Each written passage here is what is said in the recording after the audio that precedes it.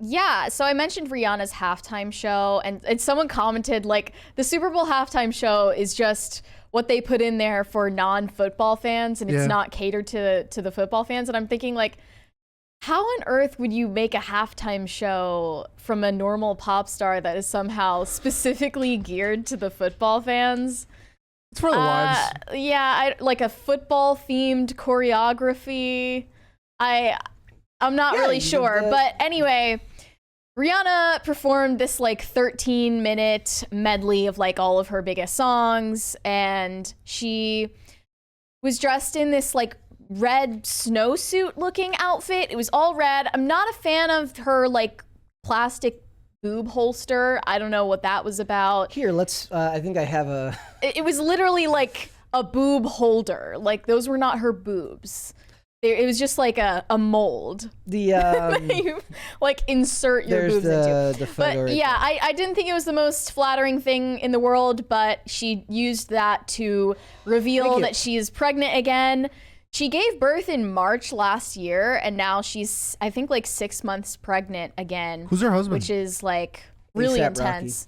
She's not married to A$AP Rocky yet, but I mean, maybe they will get married eventually. Hopefully. Sorry for assuming. But so we're not just going to talk about that. We are also going to talk about dueling national anthems, because that's not divisive as a society. We're also going to talk about conservatives coping hard and saying that her outfit was satanic. I thought she looked kind of like, remember when Britney Spears had the music video wearing the red latex? Yeah, that's what. Well, now I think like everyone's on such high alert for Satanism in pop culture that they're looking for it under every rock. I think just her wearing red isn't satanic, but she's like, here's the theme I think she was going for. All of her backup dancers are dressed in white, and they're like kind of doing like swimming dances.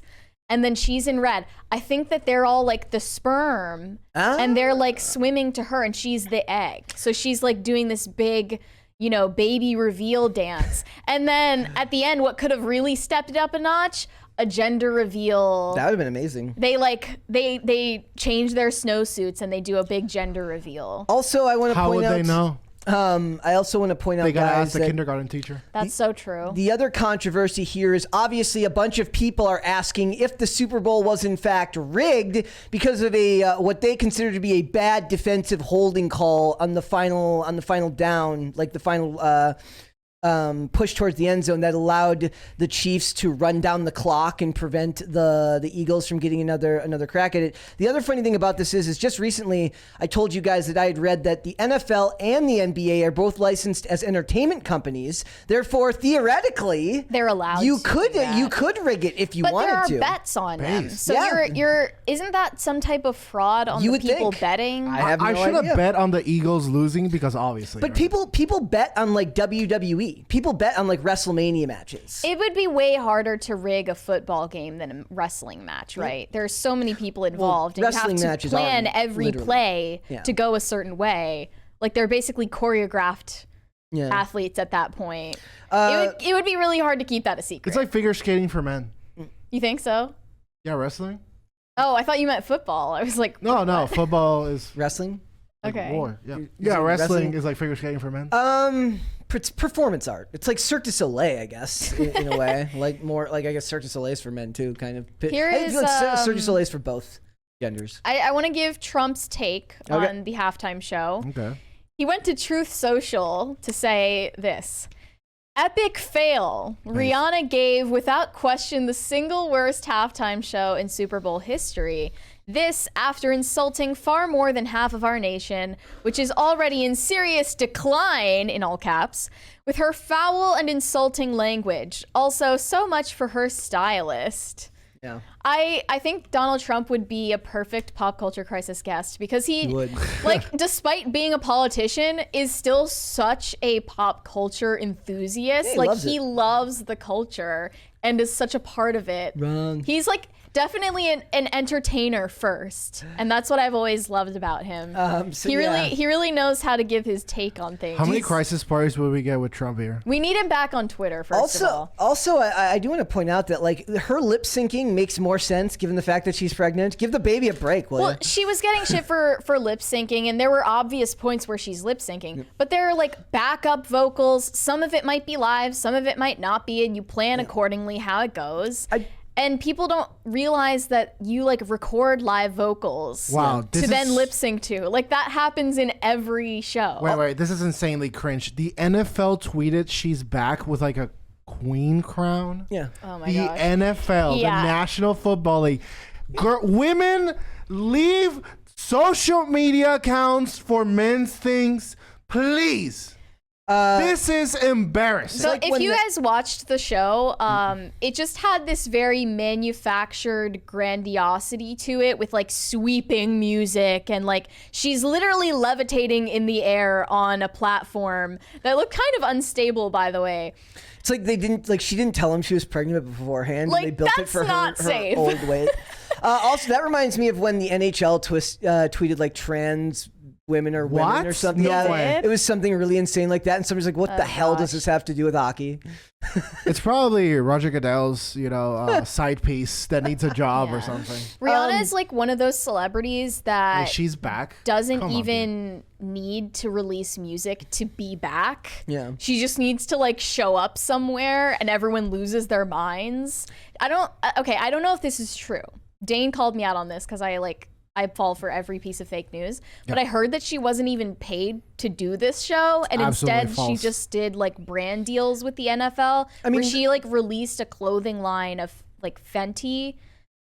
I mean, that's just like an alternate collaborating form of with the NFL. That's an alternate form of payment. So I don't think it's she like was paid choosing in just stock cash, options. but she was paid in like this collaboration for her brand instead. Well, it'd be like being paid in stock options at a company. And if I were her, I would be not even remotely interested in like re-entering the music industry. Also, guys, I do have a poll up in the chat. If you do want to let us know your thoughts, was it rigged? Was it not rigged? Was it actually? Look, they were going to burn Philadelphia down either way. Let's be honest. I said yes, just on principle. Let's be honest. They were gonna burn Philadelphia down. Everything is rigged. Either way. Everything is a psyop. Based. We already know this. Yeah. Yep. I want to know what you guys think of this take. Some people said that Rihanna's performance was profoundly pro-life and like a pro-natalist message. Guys, talk and about they also coping. one tweet said, "What a powerful statement for women around the world that you can have a career and a family. You can have both if you want it so much. If you have enough money to pay for the best babysitters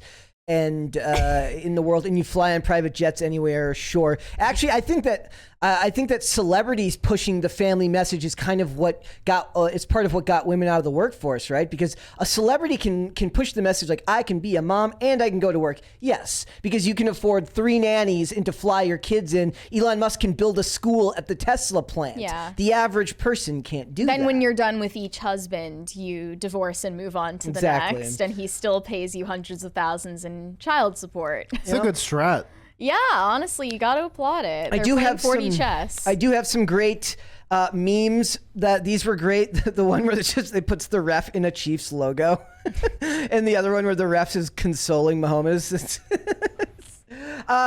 Did you want the Chiefs to win? I don't care. Like I have the closest I have to caring is that I have friends that live in Philly, so I would have liked them to win so that their cars didn't risk getting broken into and destroyed. Like that was as close as I was. This is what I mean when I like make fun of sports sometimes. I don't always, but that's what I mean. Like, why do you care so much about sports and the outcome of a sports game that you would go out and riot over it and steal people's shit? Mary, these I have people, the take of a lifetime. What? For that. Oof. This is if anything is gonna get me some article, it's gonna be this one. Well, let's do it. I think sports are coping mechanisms for people that seldom accomplish things. People who don't go to war. Let's just say that. And they like astro project themselves onto these people. And that's why I say, like, we won. Like, oh, I'm sorry, I didn't see you catch a ball or anything.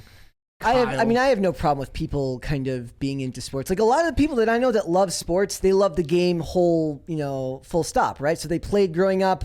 They still play in, like I have friends who love the NHL and they still play in a league on the weekends. I'm talking about the burn the city for... break into someone's car. I do love the idea that like we're in a society like the election. There were supposedly maybe sort of stolen. I don't know. Am I allowed to talk about this? They're like there was maybe a stolen election and nobody does anything, but your team loses the Super Bowl and everyone's like, yeah. That's why people make fun of sports ball, not just because caring about sports is cringe. And I say that as somebody who played sports growing up, but didn't really like. I watched baseball because I found the art behind the math. There's a lot of math that goes into baseball and a lot of statistics and analytics. And people who are stats nerds love baseball, love these sports.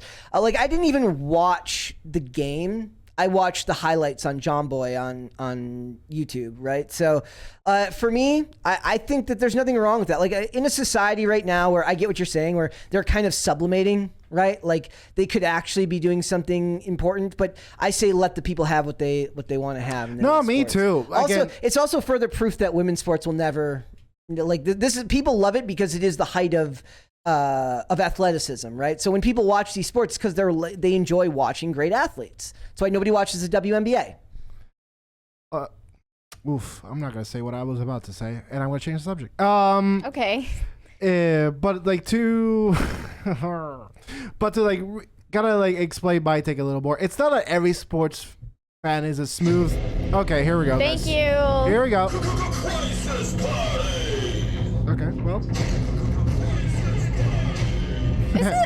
This is kind of more chill. It is more chill. We can still like talk during the sound. I want to know if anybody tame. Caught the Teenage Mutant Ninja Turtles reference in there. No. You just reveled it for them. Anyway. No, I didn't. I didn't tell them what it was. They have to know what they have to know exactly. They have to point out what the reference was. Not every. What I was trying to say is like not every sports fan is a smooth-brained NPC. That's not what I'm saying. I'm saying there's a type of man specifically. There's this like peaked in high school guy. Yeah. Maybe I have a man cave because my wife rules the house. Correct, basically. And they were like, I played football in high school and I was cool. And so I'm just one of these guys. I'm basically this guy on the field making millions effing models. Yeah. And they ignore the failures of their life vicariously through sports. I think that's a little bit hyperbolic. I think it's a little bit of a hot take, but I could see where you're coming from with it. Not only is it not hyperbolic, it was as tame as I can get it while still being wildly accurate. That should be the poll. Okay, how right is then Dave? let me give like a little bit of a counter. I see it as something where somebody who works 40, 50, 60 hours a week comes home and just wants something that they can feel invested in that's not their home life as well. They have something else that they care about, and I don't think that that's necessarily dangerous. I get annoyed. That's one of the archetypes. Yeah, I get annoyed at the cringe, either the political commentators or the people who are in this, because this is coming from somebody who hasn't watched live sports in years, right? But I do get annoyed at the cringe political commentators and even the pop culture commentators who make fun of people that like sports, because I still see a lot of those people as nerds who got pushed in locker rooms by these people in high school, and they're like, look, now is my turn to make fun of this person now because they're on their downward trajectory. But I don't know if the person that they're talking about sees it that way. They see it as, look, I go to work, I go to church with my wife and my kids, I come home and I watch football, and I think there's a discrepancy.